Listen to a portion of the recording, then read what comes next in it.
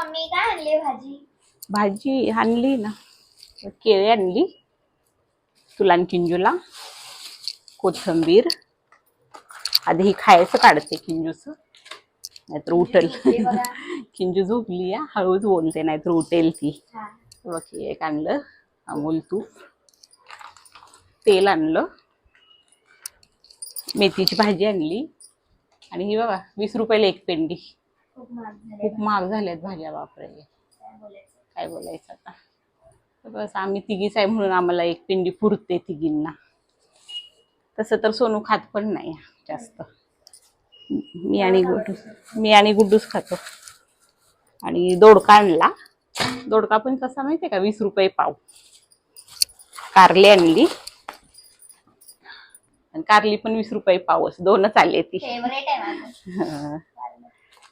आणि हे आणलं, कोबी आणला, कोबी, टमॅटो, कोबी पण माझं खूप फेवरेट आहे. आणि वांगी. वांगी तेवढी 10 रुपये पाव भेटली. ही पण खराब झार आहे ती, म्हणजे जरा थोडीशी हे सुकलेली.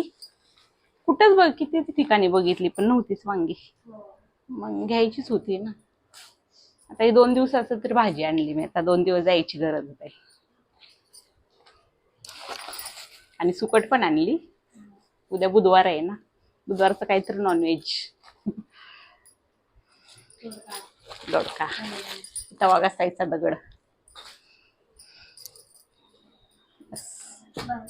एवढ्याला किती गेलं माहितीये का?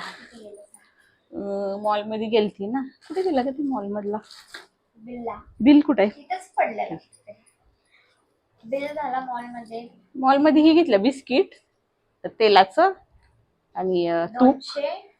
300 ऑलमोस्ट झाला. हा, आणि बाहेर गेले असतील ही बाकीचं सामान सगळं, दूध वगैरे 500-600 रुपये गेले. एका टायमाला तेवढे जातातच.